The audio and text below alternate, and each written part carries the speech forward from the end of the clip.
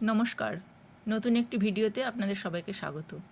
আজকে আমি তৈরি করে দেখাবো সারের বস্তা দিয়ে একটি ক্রসবডি ব্যাগ তৈরি করা। তার জন্য আমি চওড়ার দিকে নিয়ে নিচ্ছি 12 ইঞ্চি এবং লম্বার দিকে নিয়ে নিচ্ছি 24 ইঞ্চি। দাগটা দিয়ে নেবার পর স্কেল দিয়ে দাগগুলোকে মিলিয়ে নিয়ে সোজা করে নেব লাইনটা। হাতের কাছে আপনারা সহজেই পেয়ে যাবেন সারের বস্তা, যেটাকে কাজে লাগিয়ে আপনারা অনেক কিছু জিনিস তৈরি করতে পারবেন। ক্রসবডি ব্যাগ তো আমি করে দেখাচ্ছি, তাছাড়াও আপনারা হাতে টুকটাক দোকানদানি করবার মতন ছোট ছোট ব্যাগ, যার মধ্যে ছোট জলের বোতল, ফোন, মানি ব্যাগ এসব কিছু রাখতে পারবেন। সারের বস্তাটা কেটে নেওয়ার পর আমি যেই ছিটটা দিয়ে তৈরি করব সারের বস্তাটা তার উপরে রেখে সেই মাপ করে কেটে নিচ্ছি। এটা আপনি যে কোনো ছিট দিয়েই করতে পারবেন। টুকটাক পড়ে থাকা ছিটগুলোকে জুড়িয়ে জুড়িয়েও আপনি সুন্দর ডিজাইনের ব্যাগ তৈরি করে নিতে পারবেন। ছিটটি কেটে নেওয়ার পর এরপর আমি তলায় যে অস্ত্রটা দেবো তার জন্য আমি ব্যবহার করে নিয়েছি সিল্কের শাড়ি। অনেকেরই বাড়িতে এরকম ব্যবহার না করা অনেক শাড়ি, পাওনা শাড়ি এসব থাকে। সেই শাড়িগুলোকে কোনো দিনও হয়তো পরবো না বা কাউকে দানও করে দেওয়া যাবে না, সেরকম শাড়িকে কাজে লাগিয়ে দেওয়া যাবে। শাড়িটাকেও আমি একইভাবে মাপ করে কেটে নিচ্ছি। এই সেলাই জিনিসটা খুবই ইন্টারেস্টিং জিনিস, আমার তো খুবই ভালো লাগে। বাড়িতে যেইটুকুনি অবসর সময় পাই সেই সময় আমি টুকটাক হাতের কাজ, সেলাই এসবগুলো করে থাকি। এরপর আমি আরেকটা অন্য ছিট কম্বিনেশন করে একটা নেভি ব্লু কালারের ছিট নিয়েছি, যেটাকে 3 ইঞ্চি মাপ করে কেটে নিচ্ছি। এটাকে আমি দেব ব্যাগের ওপরের বর্ডারে এবং তার সাথে এটাকে আমি হ্যান্ডেল হিসেবেও ব্যবহার করব।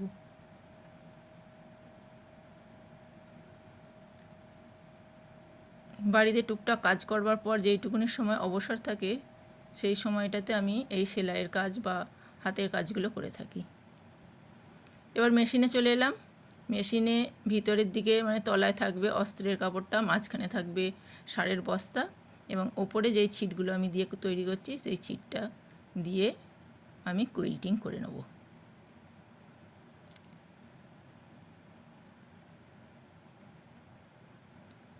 প্রথমে ওপরের সাইডটা সেলাই করে নিলাম।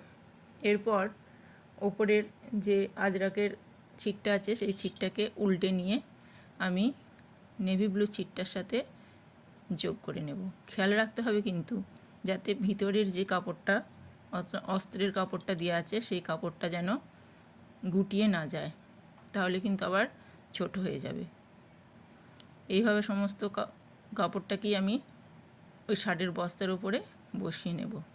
মাঝখানে করে একটা করে সেলাই দিয়ে নেব, যাতে করে এটা শক্ত সামর্থ্য হয়। এই ক্রসবডি ব্যাগটা খুবই দরকারি। যে কোনো সময় যে কোনো মুহূর্তে এটা সহজেই বহন করা যায়। টুকটাক ছোটো ছোটো জিনিস, ফোন টোন নিয়ে যাওয়ার জন্য মানি ব্যাগও ভিতরে একটা করে চেন দিয়ে দেবো, যাতে পয়সাও নিয়ে যাওয়া যায়। এই ব্যাগটা তৈরি করতে দিয়েছে আমাদের গ্রামেরই একজন। এরকম একটা ব্যাগ আমি নিজেও ব্যবহার করি, খুবই ভালো, এবং সেটা দেখি তার পছন্দ হয়েছে এবং আমাকে করতে দিয়েছে। এরকম আমি আরও অনেকগুলো ব্যাগই করেছি, কোনোটা ক্রসবডি, কোনোটা হ্যান্ডেল দেয়া। এরপরে আমি অপর প্রান্তে এসে আবার ওই নেভি ব্লু ছিটটা আটকে নেব একইভাবে। সোজা সাইডটার দুটো সোজা সাইড একদিকে রেখে তারপরে উল্টে নেব এবং তার উপর দিয়ে আরেকটা করে সেলাই করে দেব।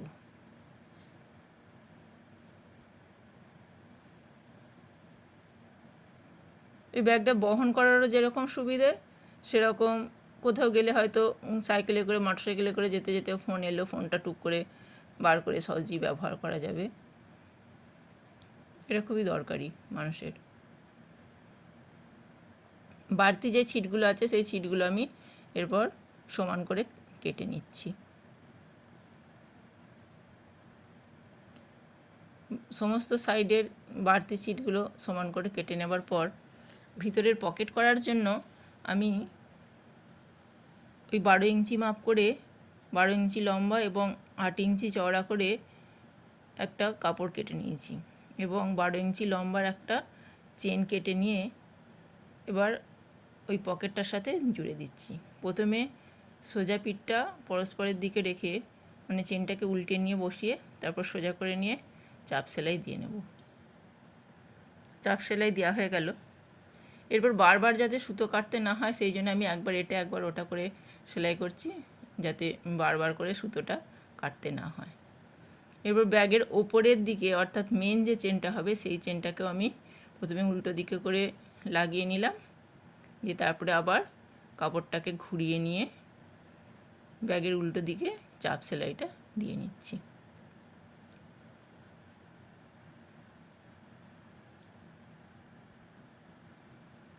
চাপ সেলাইটা দিলে কি হবে, চেনটা খুব মজবুতভাবে আটকে থাকবে।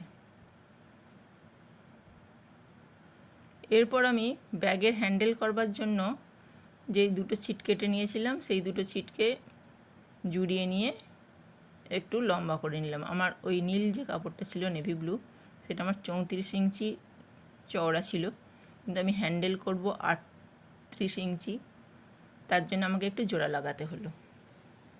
এরপর আমি পকেটের জন্য মানে ভিতরে যে চেন পকেট হচ্ছে তার জন্য রানারটা লাগিয়ে নিলাম। এরপর 1 ইঞ্চি গ্যাপ রেখে ওপর থেকে ভিতরের দিকে চেনটা মানে চেন পকেটটা লাগিয়ে নিচ্ছি। এইভাবে সেলাই দিয়ে পুরো 4 ধারটাই সেলাই দিয়ে পকেটটাকে আটকে নিচ্ছি।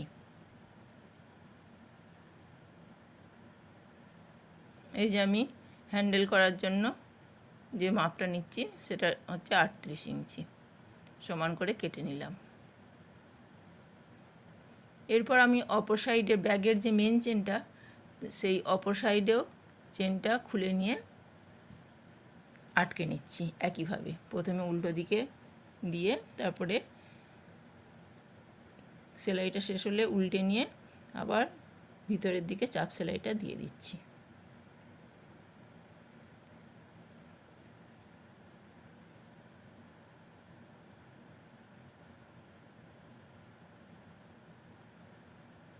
এরপর হ্যান্ডেলের জন্য ওই বস্তারি অংশ থেকে 38 ইঞ্চি লম্বা করেই 1.5 ইঞ্চি চওড়া করে আমি কেটে নিয়েছিলাম। সেটাকে কাপড়ের সাথে প্রথমে বস্তাটাকে অর্ধেক করে ভাঁজ করে নিচ্ছি, তার উপরে যে ছিটটা নিয়েছি সেই ছিটটাকে ভাঁজ করে লাগিয়ে দুধারে সেলাই দিয়ে নেব। এরপর ব্যাগের সঙ্গে হ্যান্ডেলটা আটকে নিচ্ছি। 1/2 ইঞ্চি পরিমাণ জায়গা ফাঁক রেখে আমি কাপড় এই হ্যান্ডেলটাকে উল্টো দিকে প্রথমে লাগিয়ে নিয়ে তারপরে আবার সোজা করে নিয়ে ওপর থেকে একবার করে চাপ সেলাই দিয়ে নিচ্ছি। এক সাইডটা হয়ে গেল। এরপরে অন্য সাইডটা ব্যালেন্স রাখার জন্য ব্যাগের যেদিকে এই লাগিয়েছি চেন হ্যান্ডেলটা অপর সাইডে ঠিক তার অপর প্রান্তে এটাকে লাগাতে হবে। এটা লাগানোর সময় খুব সাবধানে দেখতে হবে যেন হ্যান্ডেলটা যখন আমি ব্যাগের হ্যান্ডেলটা আমি নেবো কাঁধে যেন প্যাঁচ খেয়ে না থাকে, সোজাভাবে থাকে, তার জন্য ভালোভাবে ওটাকে দেখে করে নিতে হবে। একইভাবে হ্যান্ডেলটা লাগিয়ে নিলাম। এটা খুব সাবধানে এখন 2-3 বার করে উল্টে উল্টে অনেকটা মোটা হয়ে যাচ্ছে, তার জন্য খুব আস্তে আস্তে সেলাইটা দিতে হবে। এরপর যে মেন চেনটা সেই চেনটা আমি রানারটা লাগিয়ে নিচ্ছি। প্রথমে একবার লাগিয়ে নিয়ে অপর সাইড দিয়ে বার করে নিলাম, দিয়ে আর একবার লাগিয়ে নিচ্ছি। এরপর উল্টে নিতে হবে, উল্টো দিকে এবার সেলাই দিতে হবে। তার জন্য ভালো আস্তে করে উল্টা নিতে হবে যেন চেনটা আবার খুলে না যায়। চেনের জোর মুখটা ভালো করে টিপে ধরে তারপরে উল্টাতে হবে। সমান করে উল্টে নিলাম, অর্ধেক হয়ে গেল ব্যাগটা। এরপর শেষ প্রান্ত থেকে 2 ইঞ্চি মাপ করে লম্বার দিকে এবং চওড়ার দিকে দাগ নিয়ে নেব এবং একটা বক্স বানিয়ে নিচ্ছি। সোজা করে দাগটা টেনে নিয়ে বক্স বানিয়ে নেব এবং এটাকে ওই দাগ বরাবর কেটে নেব। ভিডিওটা একটু বড় হয়ে যাচ্ছে, কিন্তু সমস্ত ব্যাপারগুলো ভালো করে না বললে পরে আপনারা কিভাবে তৈরি করছি সেটা জিনিসটা বুঝতে পারবেন না। ওই সমান মাপ করে আমি অপর সাইড থেকেও ওই 2 ইঞ্চি করে কেটে নিলাম। এরপর আমি ওই সাইডগুলো যাতে এবড়ো খেবড়ো অংশগুলো বেরিয়ে না থাকে সেটা চাপা দেওয়ার জন্য আমি 2টি পটি কেটে নিচ্ছি লম্বা। সেই পটিটাকে আমি উল্টো সাইডে রেখে ব্যাগের মুখগুলোকে সেলাই করে নিচ্ছি।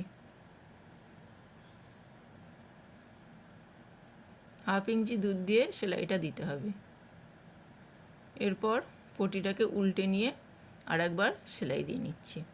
এতে করে সেলাইটাও খুব মজবুত হবে এবং ব্যাগটা খুলে যাবার চান্সটাও খুব কম থাকবে। একইভাবে আমি দুটো দিকই করে নিচ্ছি।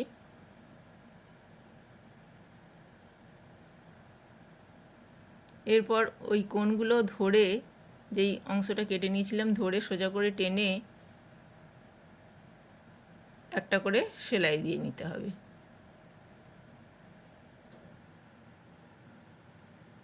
বেসটা বানানোর জন্য এটা করা হচ্ছে।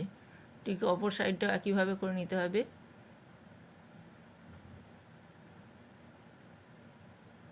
সেলাইটা দেওয়ার সময় খুব সাবধানে দিয়ে নিতে হবে, যেন সুতোটা বারবার ছিঁড়ে না যায় সেদিকটাতে লক্ষ্য রাখতে হবে। মোটা অংশটাতে সে সুতোটা অনেক সময় ছিঁড়ে যায়, ওখানটা একটু আস্তে করে মেশিনটা চালাতে হবে।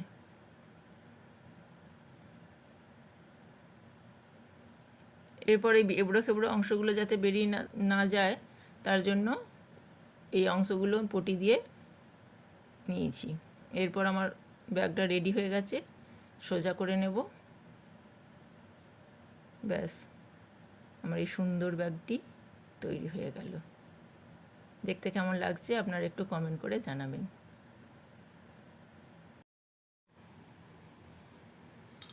অর্ডারের কিছু ব্যাগ আমি তৈরি করেছি, যেগুলো ছবিতে দেখাচ্ছি। এগুলো সবই অর্ডারের।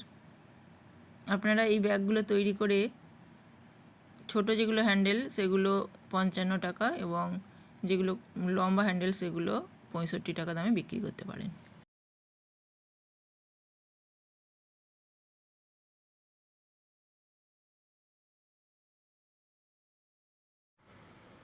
ভিডিওটা দেখার জন্য সবাইকে ধন্যবাদ।